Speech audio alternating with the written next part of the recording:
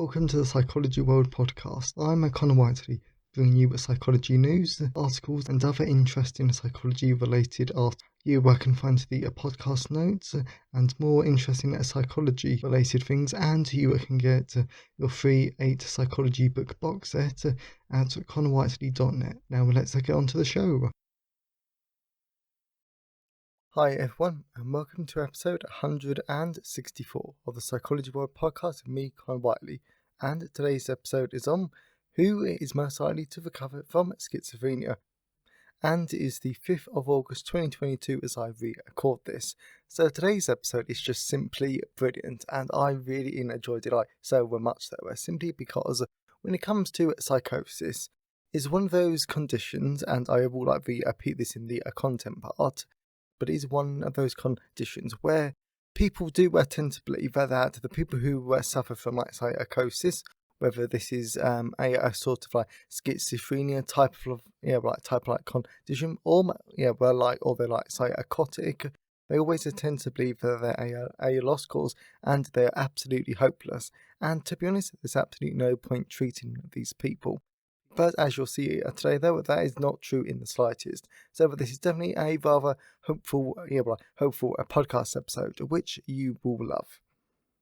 So moving on to the psychology news section, we're reading from the British Psychological Society Research Digest, and there are some good ones here today. But the first one, I'm actually not going to do though, because it's a bit of a long one, but it is rather interesting. That's it. Yes, in case you did want to go to bpsresearchdigest.org. I think that's the web address. Yes, and the title is "Here's How Psychopaths and Narcissists Use Humour," and some of it's quite interesting. But the second one is, their second one, our first one is, here are the cues that someone could be lying on a call to an emergency service. It is not always easy to tell when someone is lying. Research has suggested that good liars use a number of tactics to get away with deception, such as telling plausible stories and being vague about details. These tactics, along with non-verbal strategies, can make it difficult to know when someone is telling the truth. And it's not just about the average person who struggles to work out if someone is being deceptive. Even police officers, specifically trained in detecting such behaviour, struggle. This is explored further in a new study published in Psychological Science, which looks at deception cues during 911 homicide calls in the United States. It finds a cluster of behaviour that may indicate someone is lying, with potential consequences for the way we deal with emergencies. And I will read one paragraph from the list. So open a quote. The result shows that a number of emotionally related cues were associated with deceptive calls. Deceptive callers were more dramatic, moodier, more reckless, more worried and nervous, depressed, and more emotional overall, close a quote. And to be honest, that is absolutely brilliant. It's brilliant though, but because of course, if someone is emotional, if they are really nervous, scared and depressed and reckless though, then you are going to be more engaged. You're going to want to know what's happened.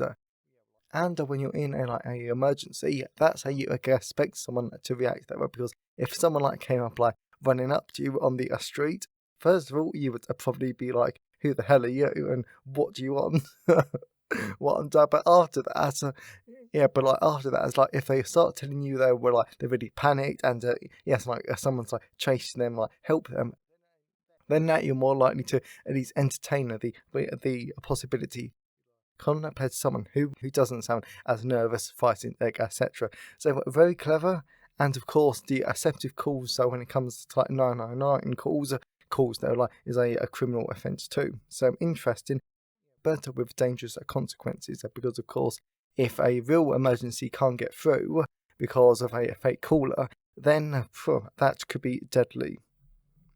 So the last one is doing more chores linked to better executive functioning in kids, but the direction of the effect is unclear. Okay.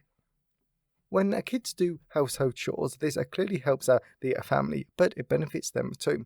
Research shows it boosts feelings of autonomy, and it is linked to greater life satisfaction and sociability. Now, a new paper in Australian Occupational Therapy suggests that doing chores may even improve working memory and the ability to ignore distractions or temptations to focus on a task, also known as inhibition. However, as we explain, there are a number of other reasons to be very cautious that great engagement in chores actually boosts executive abilities. Yes, and then the article goes on to talk about different factors that actually interact with the task of doing chores. For example, lower socioeconomic status.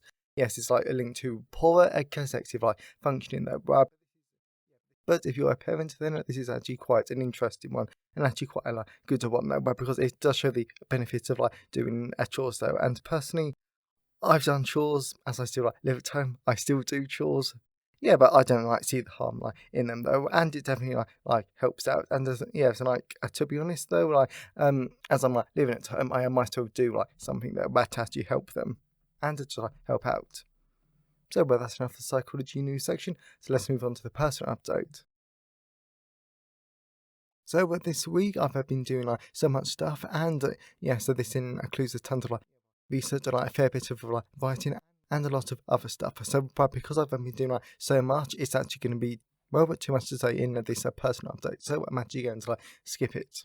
And as always, I always love to hear your thoughts and feelings on today's episode. So you can always email me, connorwhiteley@connorwhiteley.net. You can always leave a comment on the show notes at connorwhiteley.net/podcast. And you can always tweet me on Twitter at sci-fi-whiteley. I always love to hear from all of you because it really helps make the podcast feel more like a conversation. And today's episode has been sponsored by Abnormal Psychology, the causes and treatments of depression, anxiety and more, 3rd edition. And today's book is a perfect sponsor for today's episode though, because as you'll see in the content part, we do focus a little bit on schizophrenia, which is a type of psychotic disorder. So it's absolutely critical whether that if you want to understand schizophrenia more, so what is it, what are its causes, and even some ways that it's treated, that you get this great book because not only will it deepen your understanding of schizophrenia, but it will also help you understand and a deep dive into other conditions like depression and anxiety, which are really common. And then it looks into tons of other great areas too, though, for example, diagnosis and some really fascinating treatments, which I can recommend all in my usual easy to understand way and a conversational tone. So that is Abnormal Psychology, the causes and treatments of depression, anxiety and more, 3rd edition, available at all major ebook retailers, and you can get the paperback and the hardback version from Amazon, your local bookstore or local library if you request it. So let's move on to the content part of today's episode. So we're moving on to the content part of today's episode. So we're going to be talking about who is more likely to recover from psychosis. And I'm actually just going to dive straight into it today. Can you recover from psychosis? Unlike a wide range of other mental health conditions, there aren't really a lot of public models of successful people living with a psychotic disorder. There are thankfully plenty of successful people with autism, ADHD and dyslexia, but none that I can think of that have a psychotic disorder. Therefore, there is a cultural perception in our society that once a person develops psychosis, that there is absolutely no chance of recovery whatsoever, and they are doomed. Granted, that is a bit overdramatic on my part, but it is how a society sees psychosis. Additionally, this is reinforced even further in our culture by the media's portrayal of people with schizophrenia being negative, and definitely not helpful in normalising the idea that a person can thrive with a psychotic condition, despite many of these people were living and working normally in the rest of the world.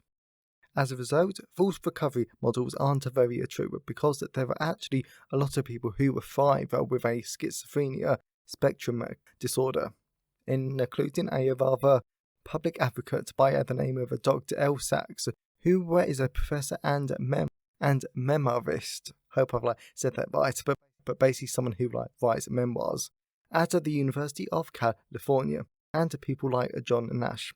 And in case you're like me, that name isn't ringing a bell at first, and that's okay.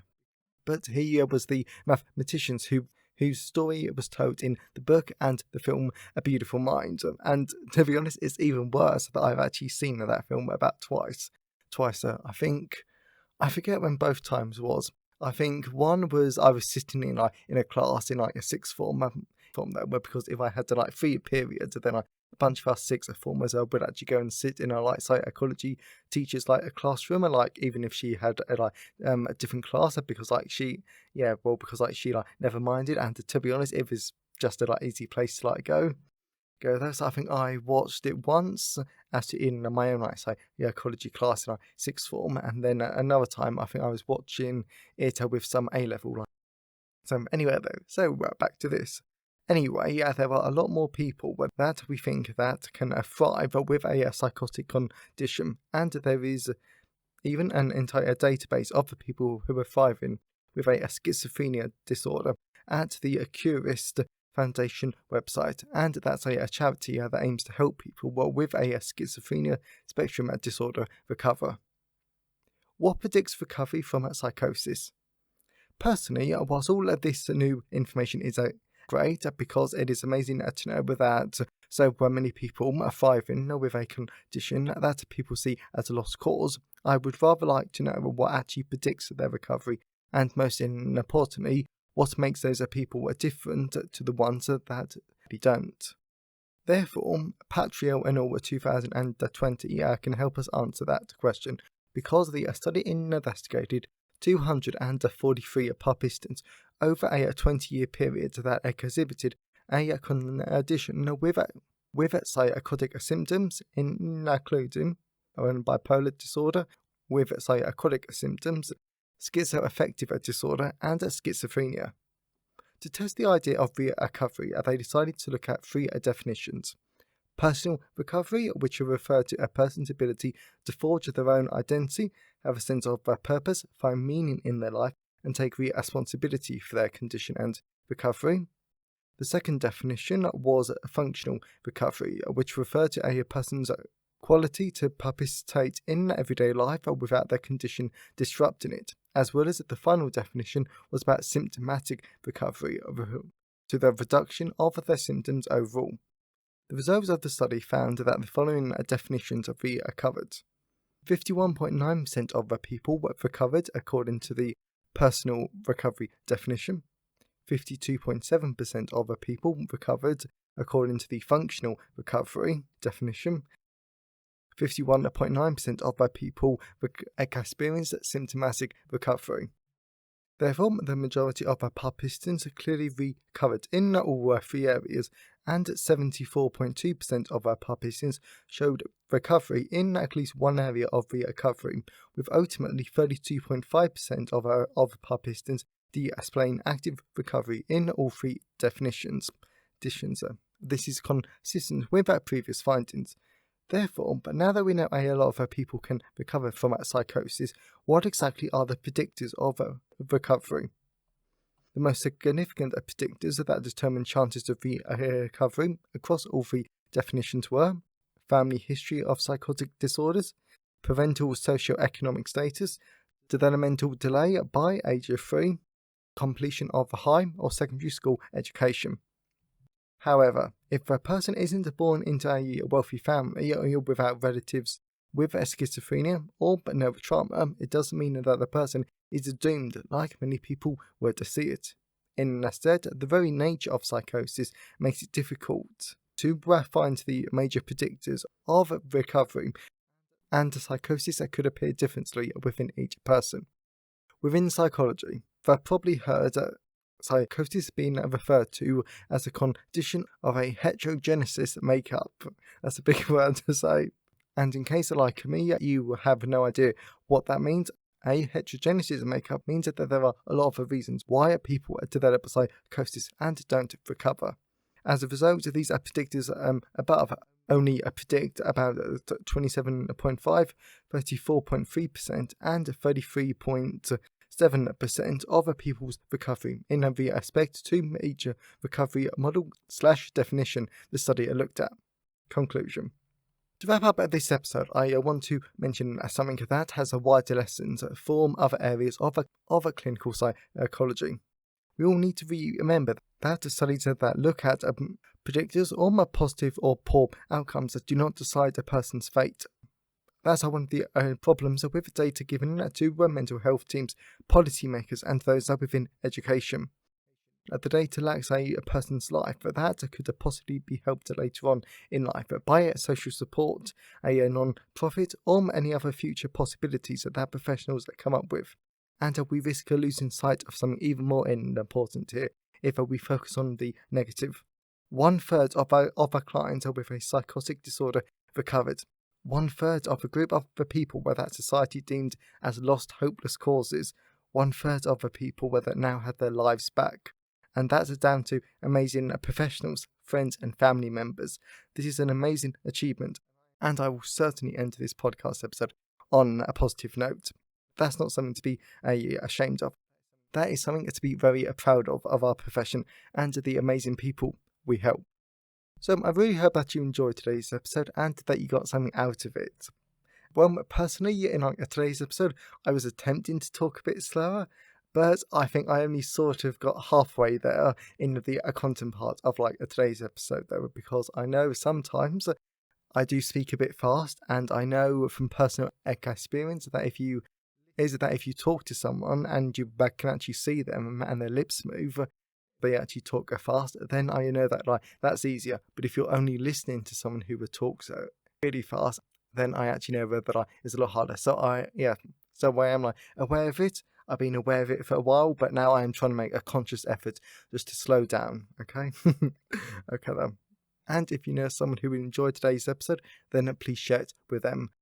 I'm always really grateful when you wonderful people help spread the word about the podcast. And definitely check out Normal Psychology, the causes and treatments of depression, anxiety, and more, third edition, available in all of the usual places. But if you didn't want to buy a book, but you still wanted to give the podcast a bit one-time support, then please check out buymeacoffee.com/Conor Whiteley.